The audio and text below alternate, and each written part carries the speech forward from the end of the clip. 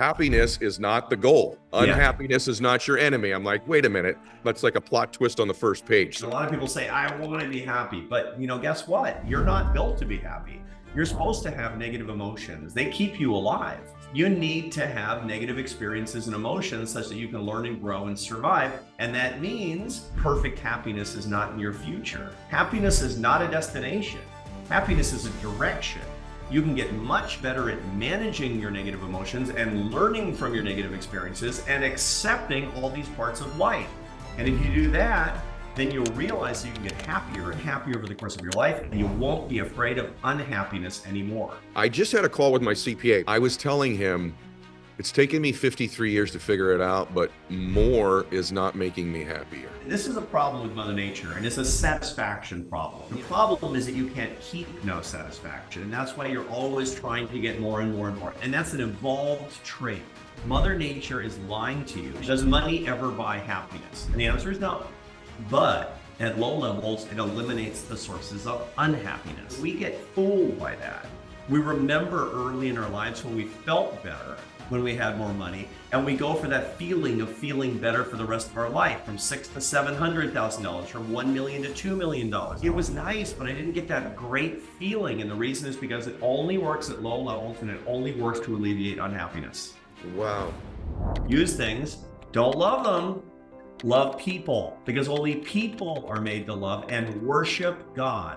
That's it. Worship the divine. And if you follow that formula, man, you're going to be happier. You're going to be better adjusted. You're going to be better to other people. Love keeps going. Life keeps going. Time keeps going. So ask yourself this. Am I doing what I would be doing if this were my last year of life?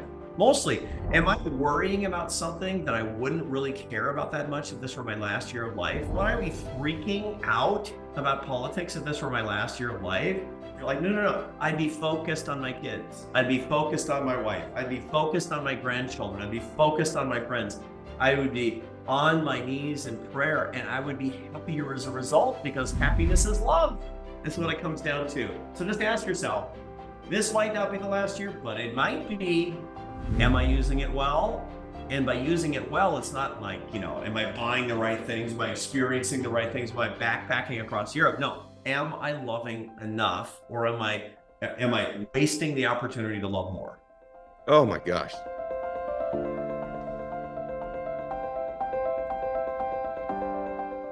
So, hey guys, listen, we're all trying to get more productive. And the question is, how do you find a way to get an edge?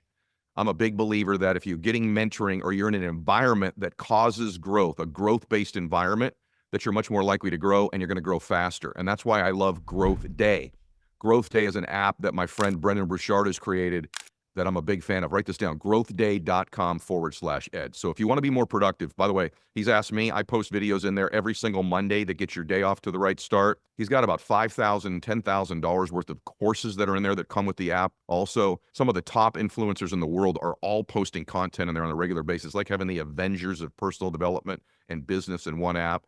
And I'm honored that he asked me to be a part of it as well and contribute on a weekly basis, and I do. So go over there and get signed up. You're going to get a free, tuition-free voucher to go to an event with Brendan and myself and a bunch of other influencers as well. So you get a free event out of it also. So go to growthday.com/ed. That's growthday.com/ed. Welcome back to the show, everybody. So today's interesting. I'm recording from my gym thanks to some travel issues, and I did not want to cancel this podcast today just to do it in a fluffy studio, because I've wanted to talk to this man for so long. So many of my other guests on the show, I was just telling him, have referred him to me saying, if you want to have an incredible guest, particularly on the topic of happiness, which we talk a lot about here, this is the worldwide expert. So my guest today is a professor at both Harvard Kennedy School and its business school, written several books. His recent book is Build the Life You Want. He wrote that with this lady you've never heard of before called Oprah Winfrey.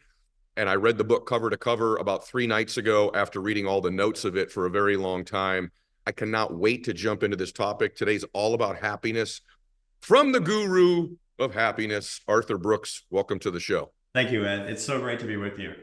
It is awesome to be with you. I told you I I've just kind of fallen into your work and I'm in love with it. And so I have, Thanks. so many questions for you personally that I'm excited the audience gets to listen into. So I got a million things. I got way more than an hour of stuff I wanted to ask you. So the first thing is I open up the book and I'm like, okay, this is obviously going to have a lot to do with happiness. This is the guy who talks about this all the time, 25 years of it.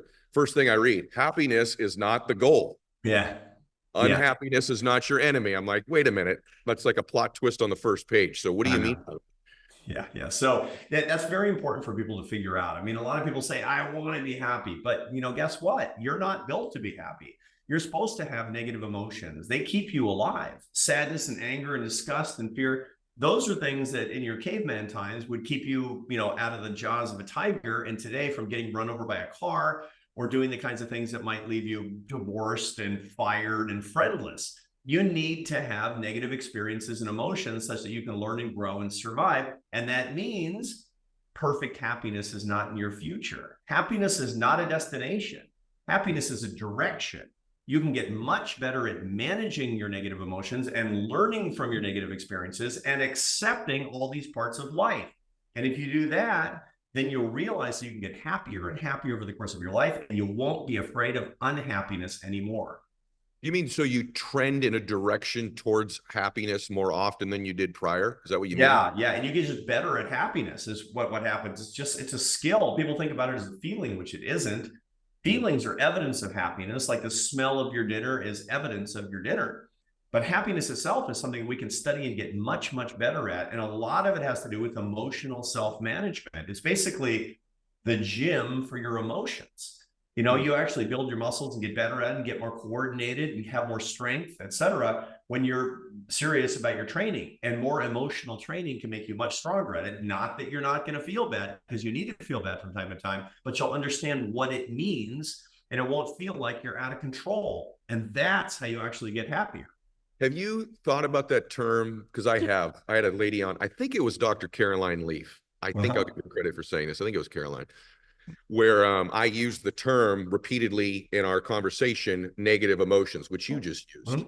Yeah. I think it was her. And she said, I actually don't believe there are positive and negative emotions. I just believe there are emotions, meaning I think she's making the same point as you, that they can serve you one way or the other. But what are your feelings about that? Like, is fear necessarily a negative emotion? Or yeah, it's called a negative emotion. Well, she's right. There's no such thing as good and bad feelings. Maybe that's how she said it. Good feelings and bad feelings. I think that's how she said it, frankly. Yeah, negative emotions are simply signals that something's a threat.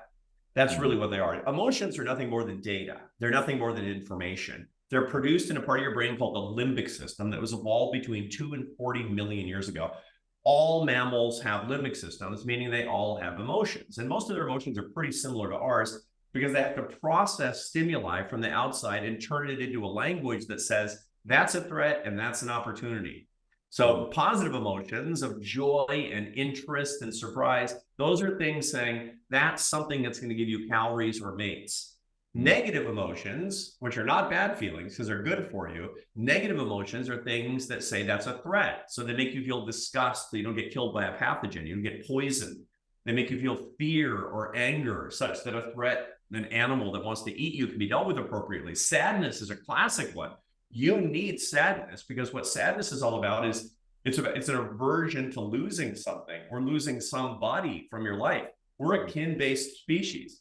If we don't have our people, we're going to walk the frozen tundra and die alone. That was what was going on 250,000 years ago. And that's why there's a part of your brain dedicated to mental pain and sadness called the dorsal anterior cingulate cortex. Its whole job is making you not want to be sad. It's to make it painful when you've lost something that you really love. Once you understand that, you realize there's no bad feelings. No such thing as bad feelings. What there are negative emotions. And when you learn what they mean, how you can profit from them, and how you can manage them, then your life really starts to get better.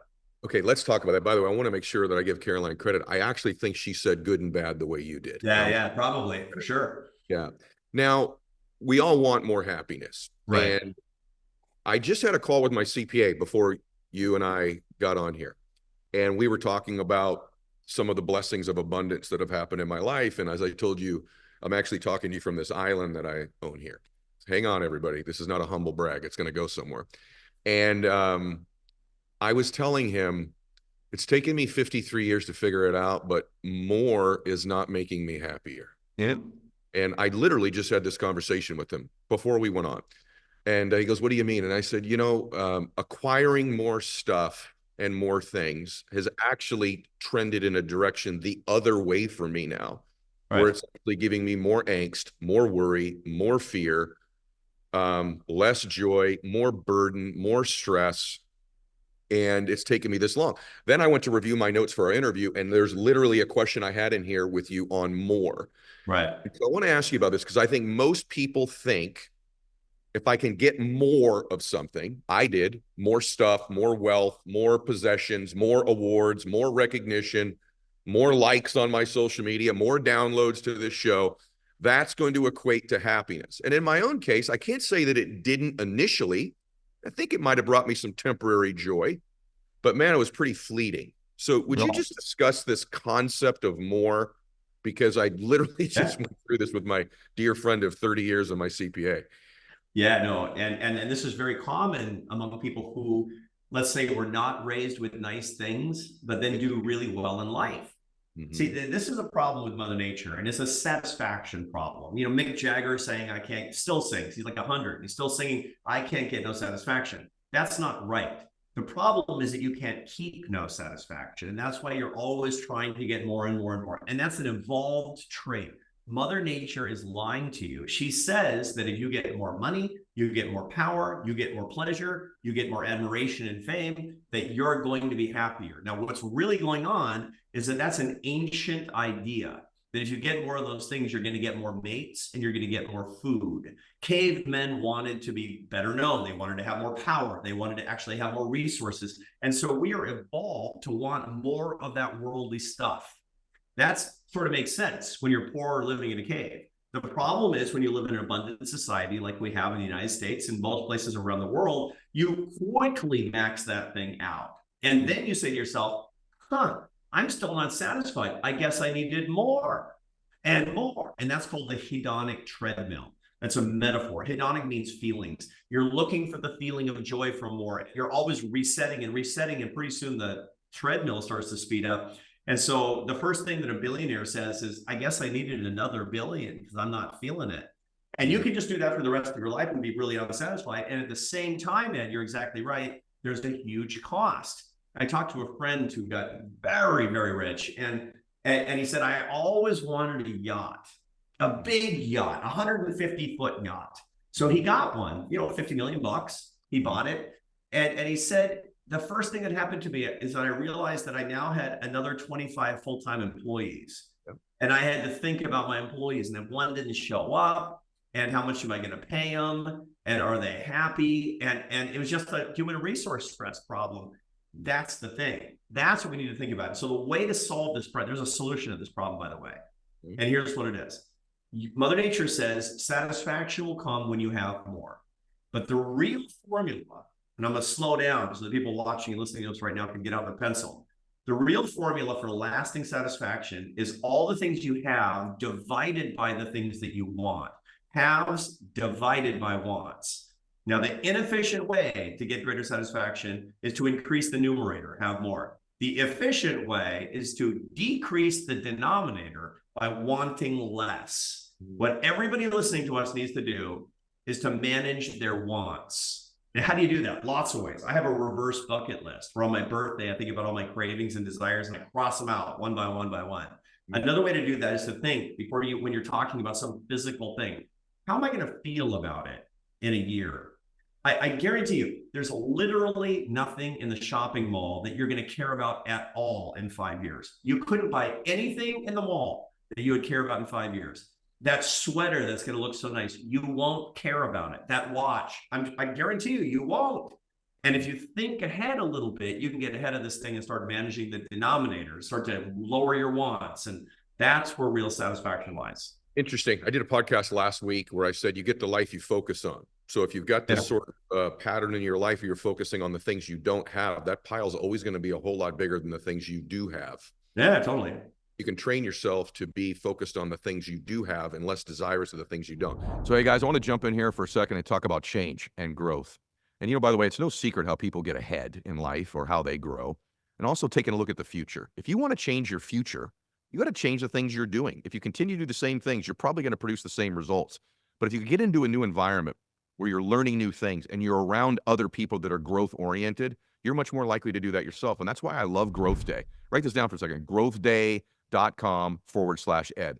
My friend Brendan Bouchard has created the most incredible personal development and business app that I've ever seen in my life. Everything from goal setting software to personal accountability, journaling, courses, thousands of dollars worth of courses in there as well. I create content in there on Mondays where I contribute, as do a whole bunch of other influencers, like the Avengers of influencers and business minds in there. It's the Netflix for high achievers or people that want to be high achievers. So go check it out. My friend Brennan's made it very affordable, very easy to get involved. Go to growthday.com/ed. That's growthday.com/ed. Having said all that, I'm going to push you on this a little bit. Okay. When I wasn't wealthy or no one knew me, I would watch wealthy people say what we're saying, or successful people, and I'd go, that's really easy to say once you've got all this stuff. Yeah, right. And by the way, you're even taking away a little bit of my mojo because I've been programmed to want these things.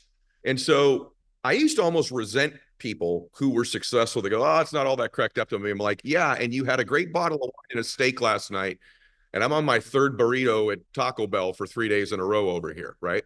And so is there a line, though, where it kind of meets and flips the other way? In other words, is there any correlative effect to lack of abundance or lack of success that delivers unhappiness to people? In other words, is there a line, or is it all about the expansion of you? And when you're growing as a person, regardless of the acquisitions, you feel better about yourself. I'm just curious, is your thoughts about that? It's a very smart question, Ed, because you've actually touched on something that social scientists and neuroscientists have been looking at for a long time. Does money ever buy happiness? And the answer is no. But at low levels, it eliminates the sources of unhappiness. And I'm not splitting hairs here. Unhappiness and happiness are largely processed in different hemispheres of the brain. Unhappy, negative emotions are largely processed in the right hemisphere of the brain. Happy emotions, positive emotions are largely processed in the left hemisphere of the brain. These are separable phenomena.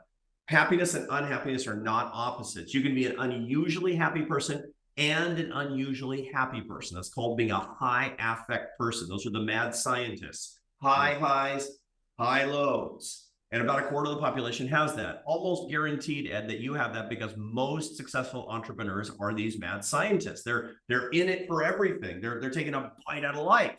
It's not the only portrait. You can be high, low, low, high, and low, low. And I talk about all that stuff in my work, the way that, and you read about that in Build the Life You Want when you talk about it if you want. But the bottom line is that resources and money, they work on the unhappiness side at low levels. When I was a young guy, when I first got kicked out of college and went out on my own to work at 19, I was a musician. I had nothing. And I didn't go to the dentist for 6 years because I didn't have the money.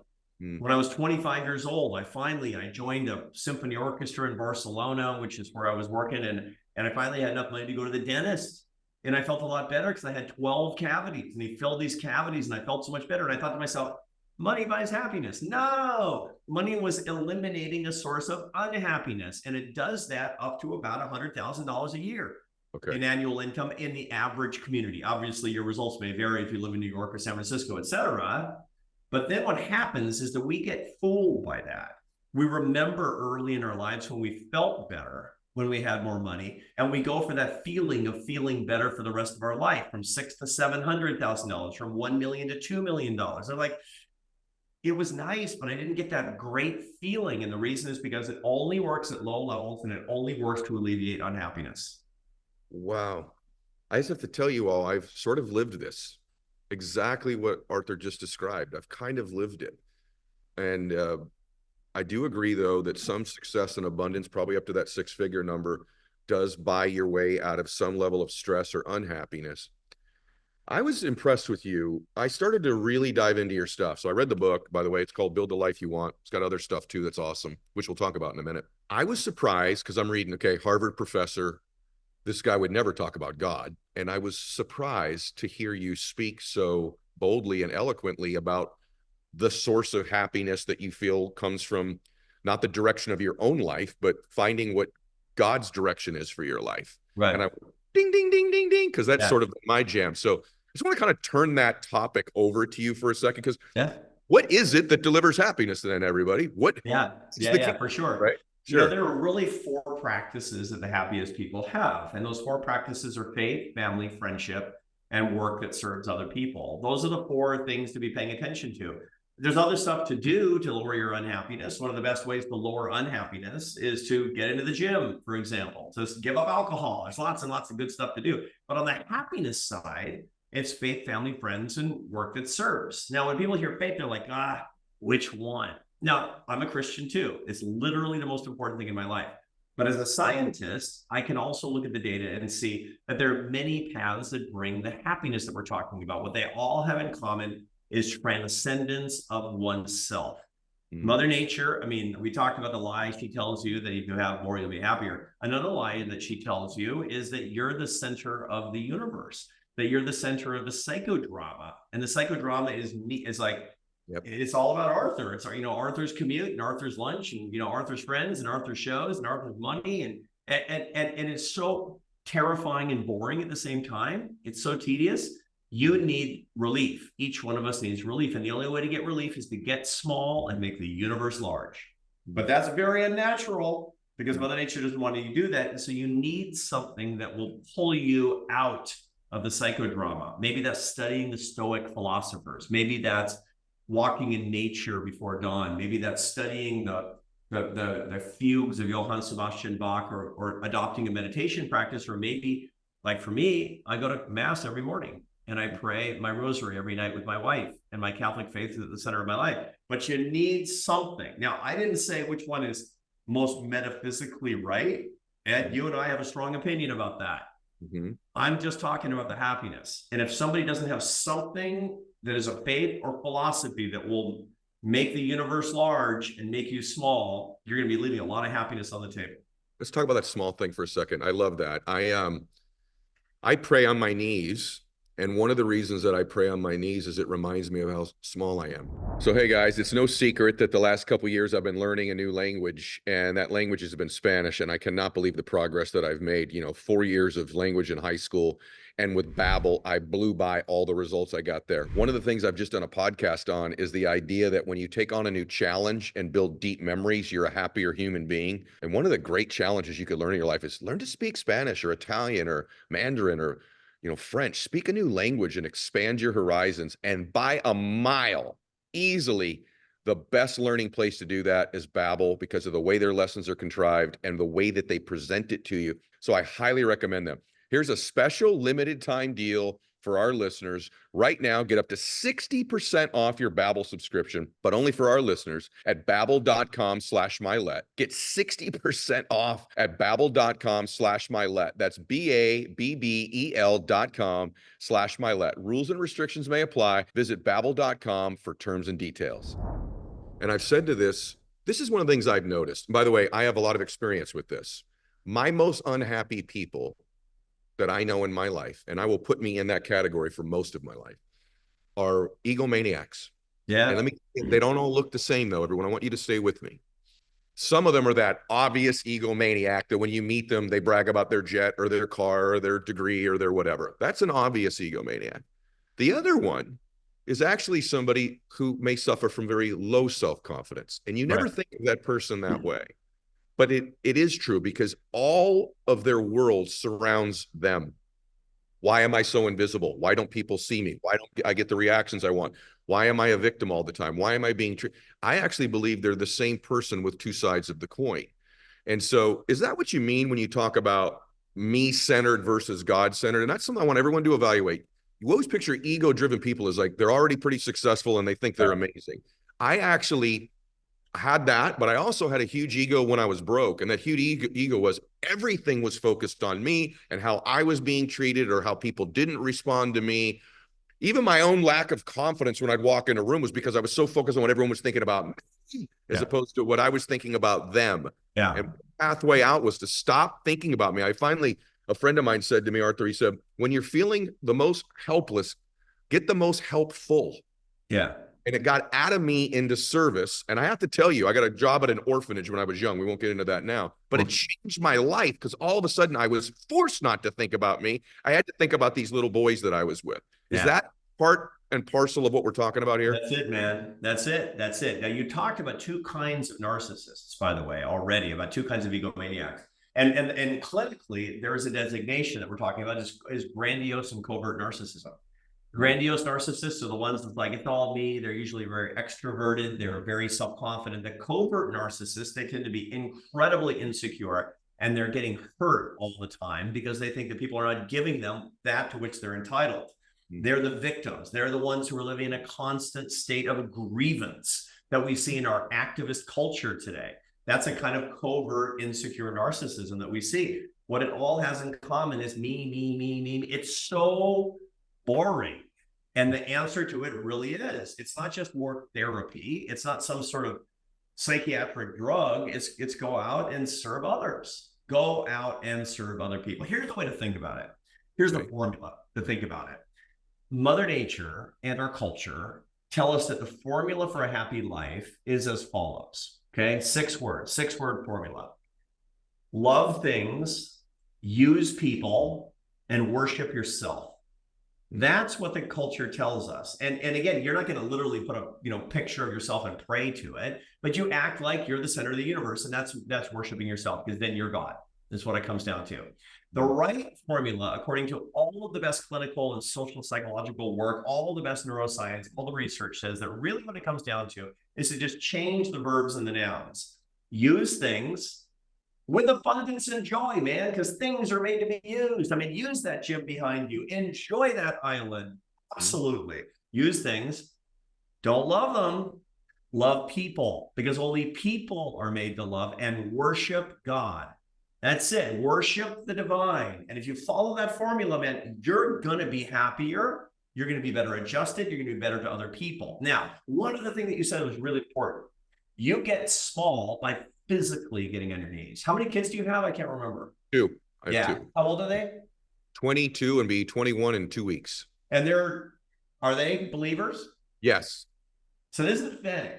People ask me all the time, because, as a scientist, not as just a Christian guy, what can I do so that my kids will grow up and follow my faith?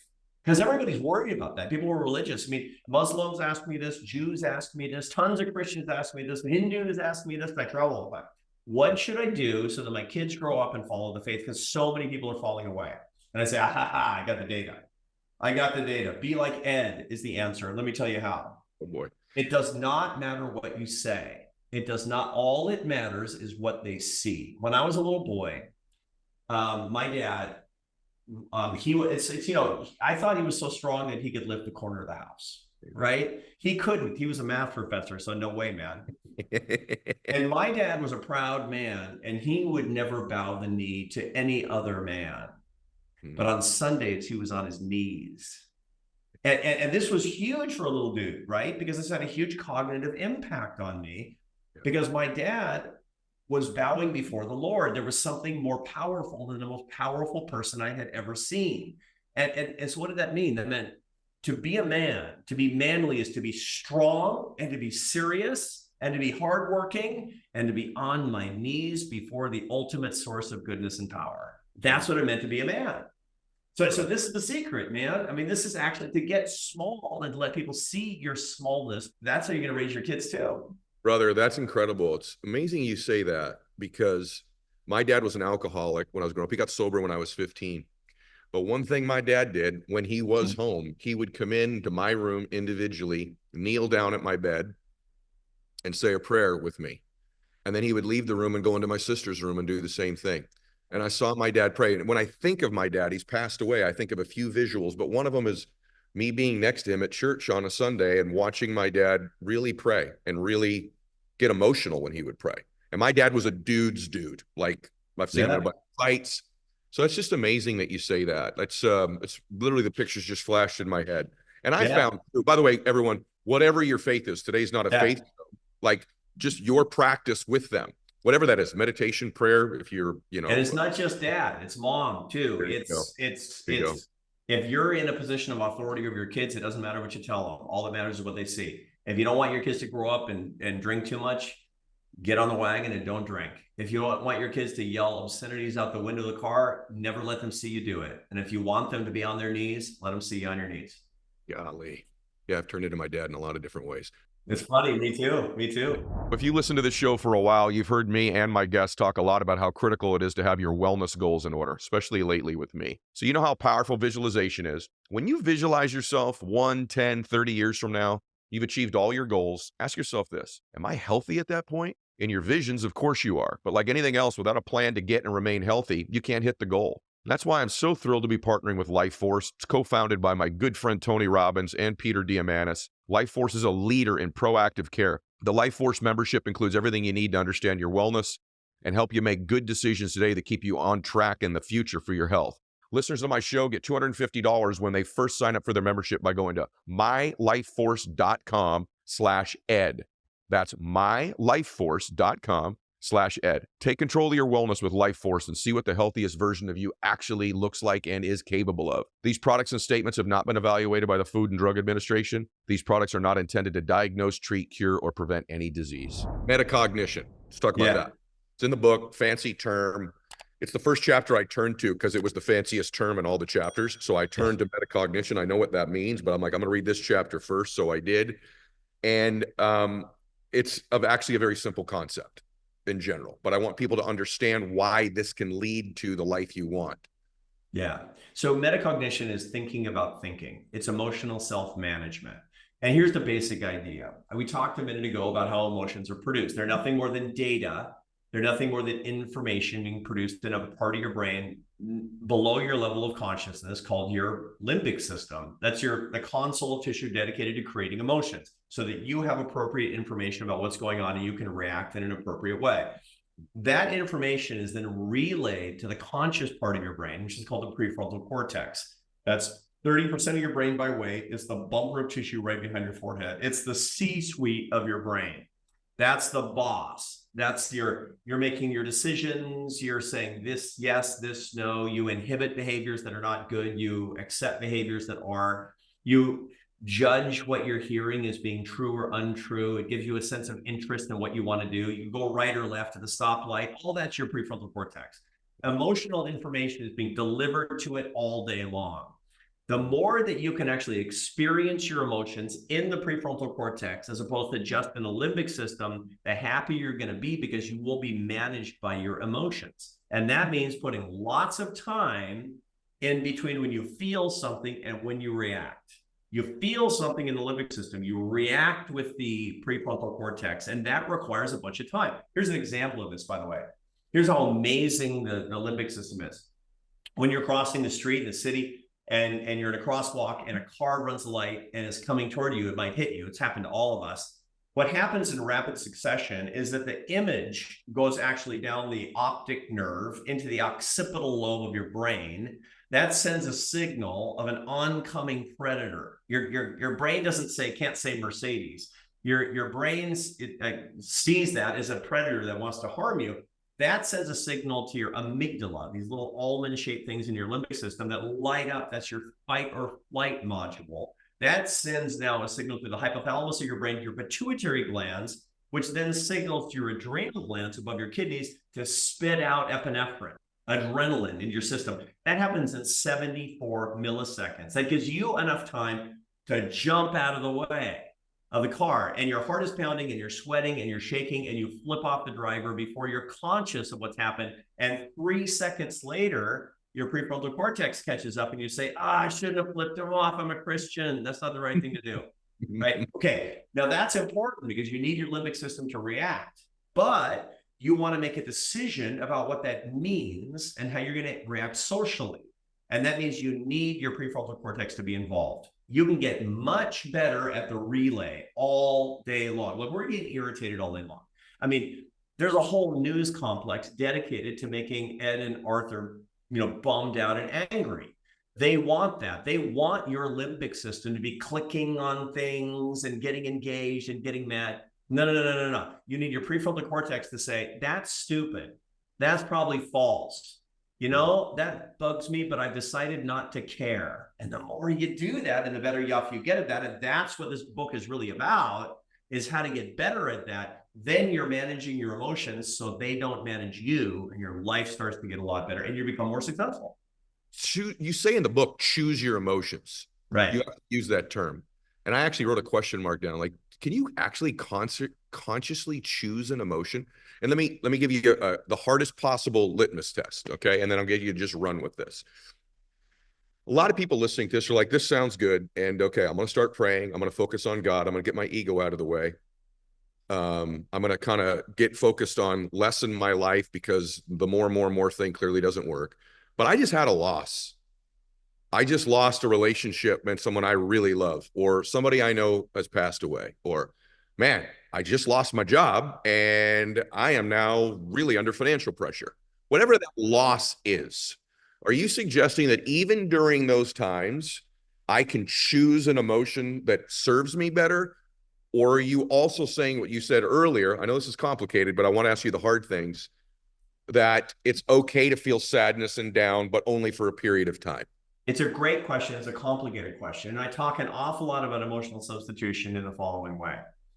We have a range of emotions that are appropriate in any given situation.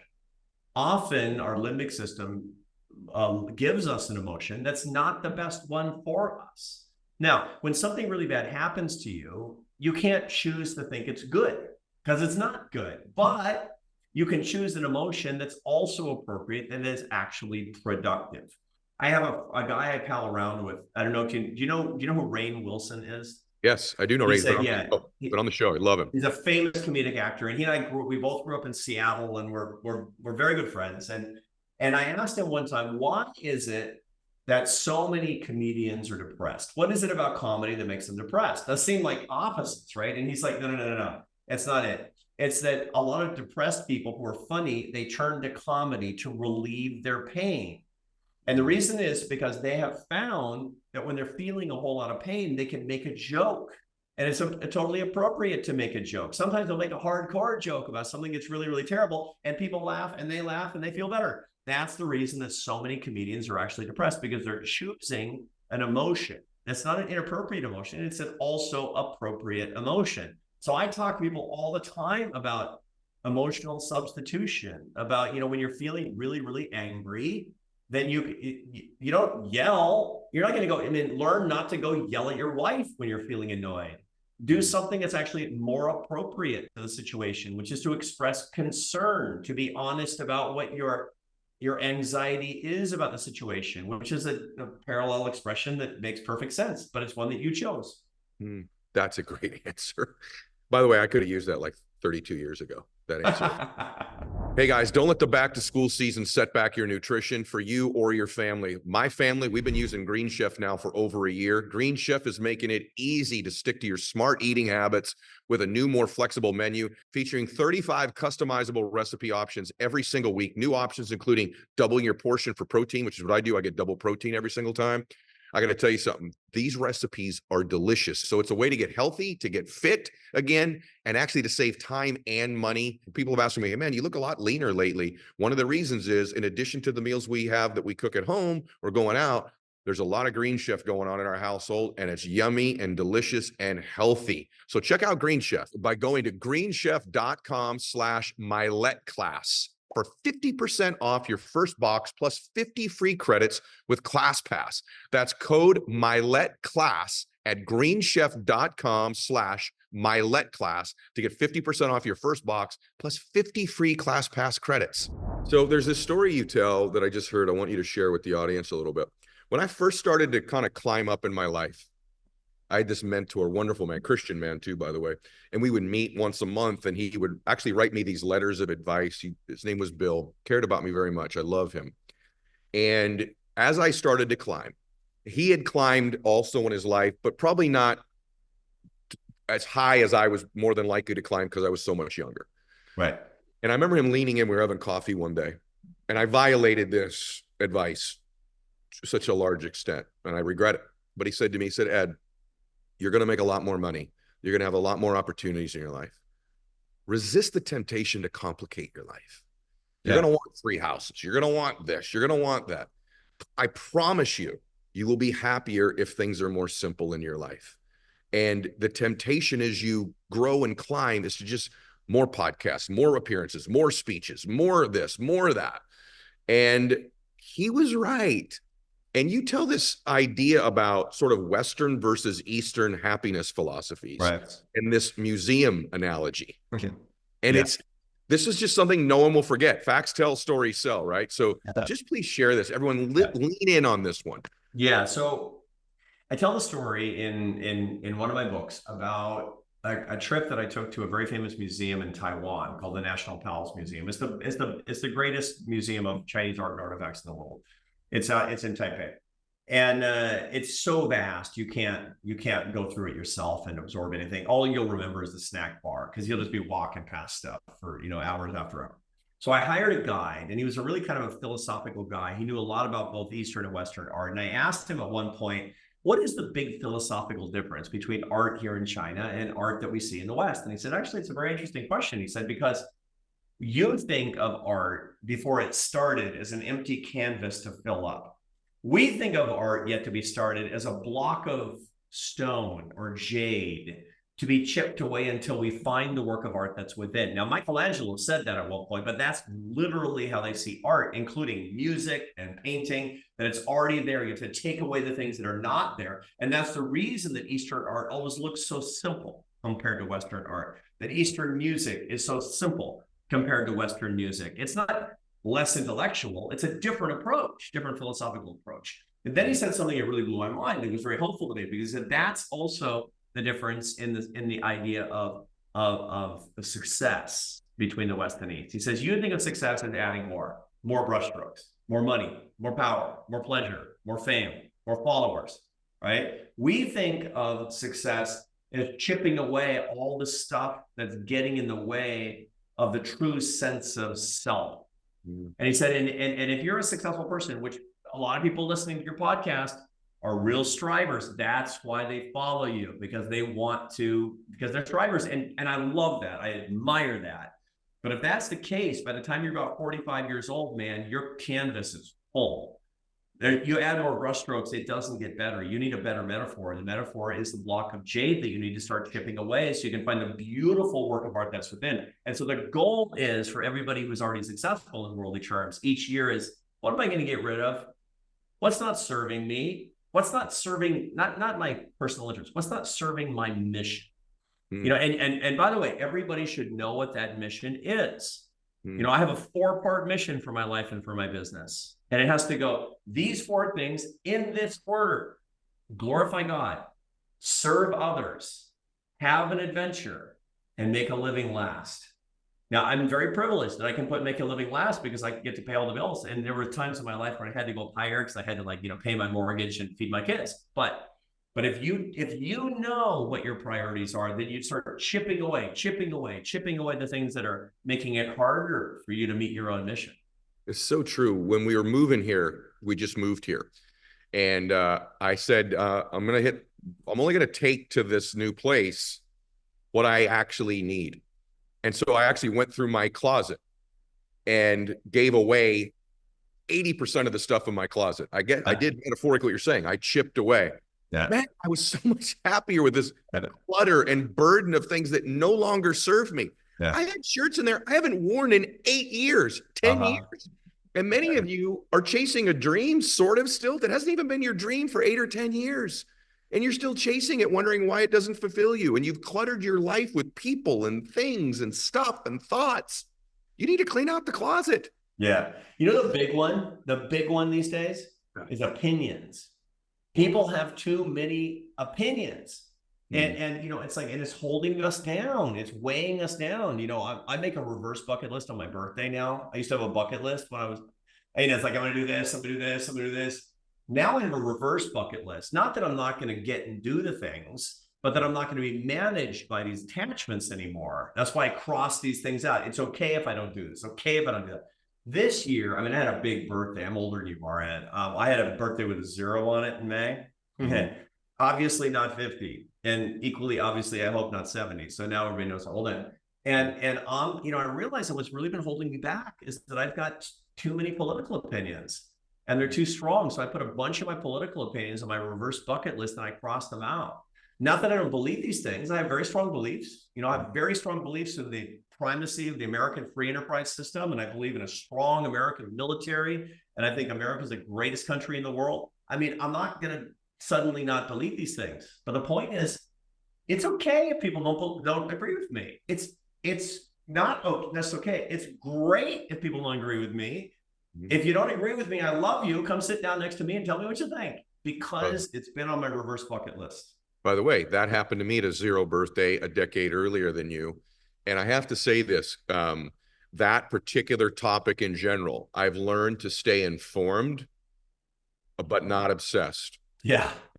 I think social media and that topic, politics in general, everyone should just evaluate whether or not your participation at whatever level you're doing it on is bringing you the joy and bliss you want. Now, having said that, there are really dangerous, important things happening in the world. Taking stands where appropriate on those things is part of being human, part of your purpose, part of your contribution to the world. I get all that, but you also should evaluate what is it doing to your relationships, your body, your mind, your spirit. Completely.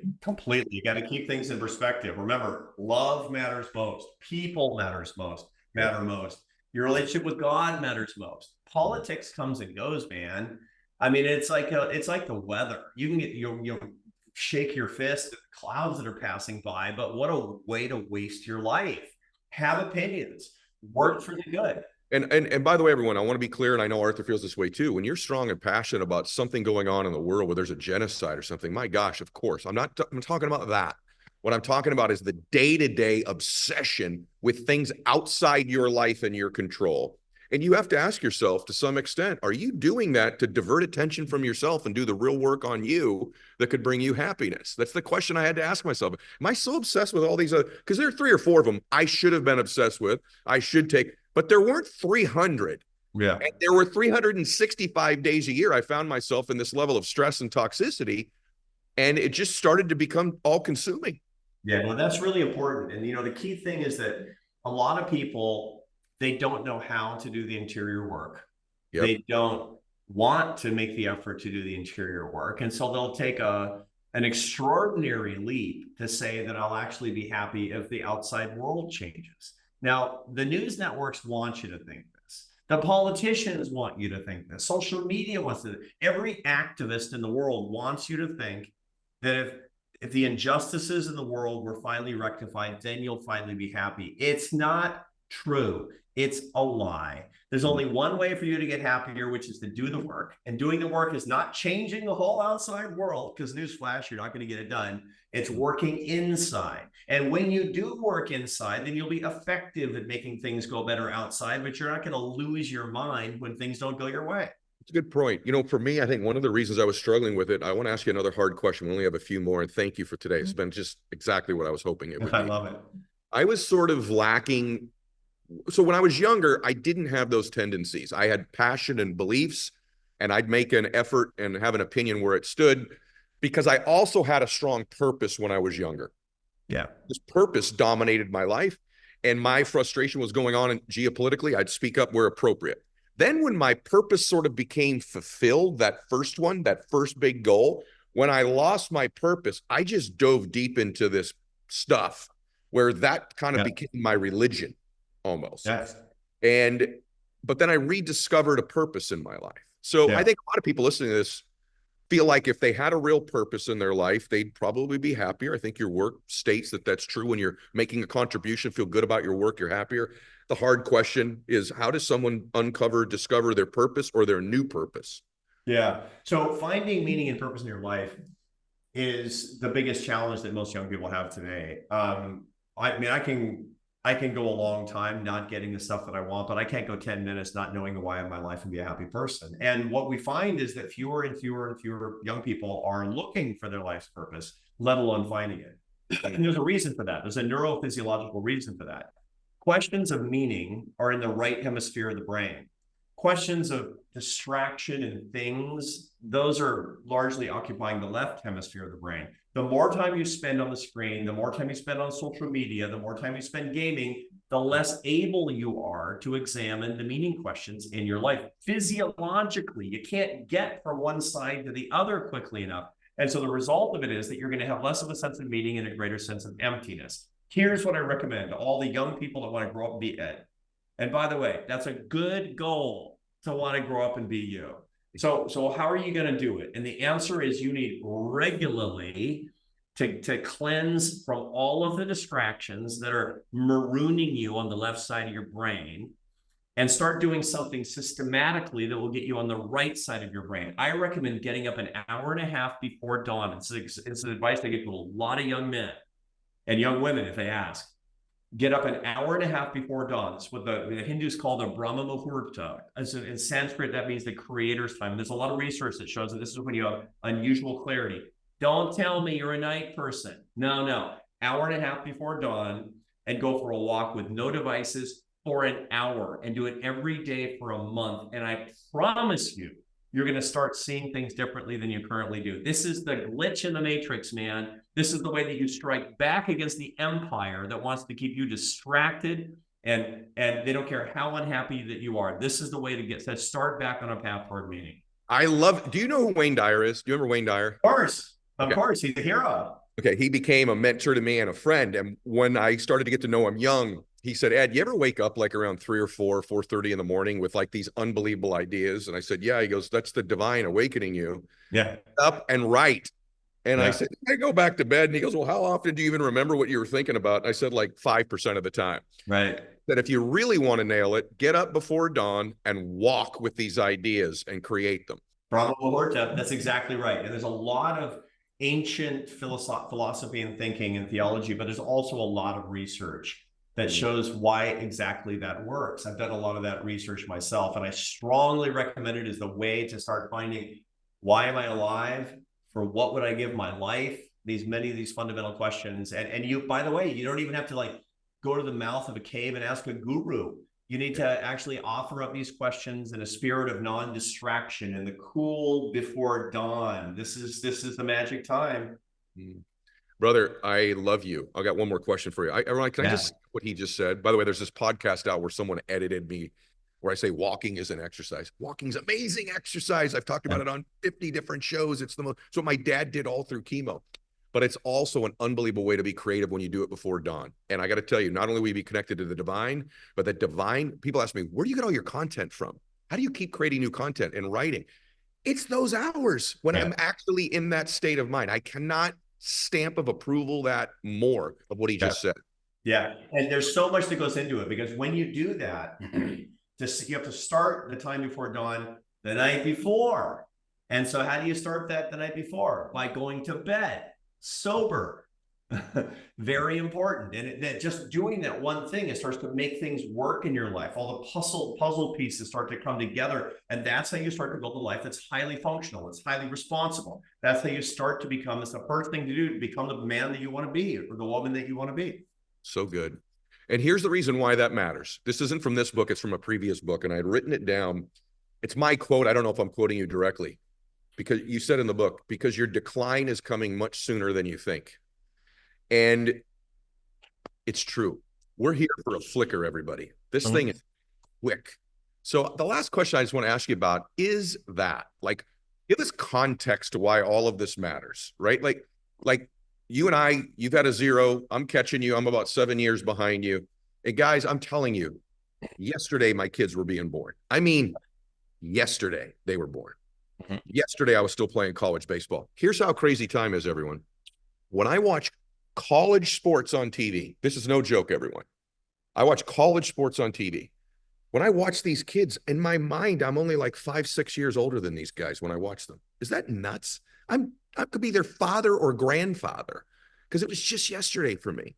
So just speak to that last, Arthur. Like, this life is so precious, and the end in our decline, even our capacity, you only have so many years where you've got a high capacity to think and function and perform.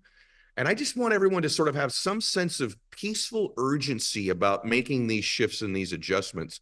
And then speak to the decline thing too. It's not the most fired up way to end the show, but it's just real. Yeah. And when I talk about your decline, the truth is that there's lots of changes throughout life. And so certain skills decline and certain strengths decline and other skills increase and other strengths increase. And you get that. At the end of the day, of course, there's the ultimate decline because everybody dies. Here's the way to think about it, however, because I agree with you. It's extraordinary how fast these things go. My kids were just born, and now I'm a grandfather. I mean, what the heck is that all about? And the answer is that love keeps going, life keeps going, time keeps going. And so here's the way to think about it. You know, for most of us, we're not in the last year of life. We aren't. But you know what? We might as well be. So ask yourself this: am I doing what I would be doing if this were my last year of life? Mostly, am I worrying about something that I wouldn't really care about that much if this were my last year of life? Am I concerned about a stupid thing like the election? In my last year of life, I mean, good. Vote the way you want to vote. But would I be freaking out about politics if this were my last year of life? Would I be offended because that person said that mean thing about me if this were my last year? Like, no. I'd be focused on my kids. I'd be focused on my wife. I'd be focused on my grandchildren. I'd be focused on my friends. I would be on my knees in prayer, and I would be happier as a result, because happiness is love. That's what it comes down to. So just ask yourself, this might not be the last year, but it might be. Am I using it well? And by using it well, it's not like, you know, am I buying the right things? Am I experiencing the right things? Am I backpacking across Europe? No. Am I loving enough, or am I wasting the opportunity to love more? Oh my gosh. Now I'm really glad I asked that to finish things. Yeah. It's a great question. And again, that's a harder question to answer when you're 26 than when you're 61.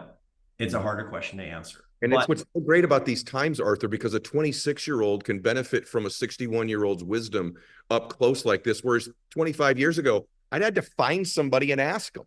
Now, you have access like this. It's one of the great blessings of being alive right now. I know. It really is. It really is a lovely thing, I have to say. And I'm hoping that I'll actually be able to benefit from and share wisdom for the rest of my life. That's how we should actually be using the technology. That's why I'm so grateful that the technology that made it possible for me in Northern Virginia can have this wonderful brotherly conversation with you on a little island in Maine. I loved this today. You guys, and that's why the decline that's coming, you know, that's why you want to build the life you want. By the way, he wrote the book with Oprah Winfrey. We didn't even get into any of that.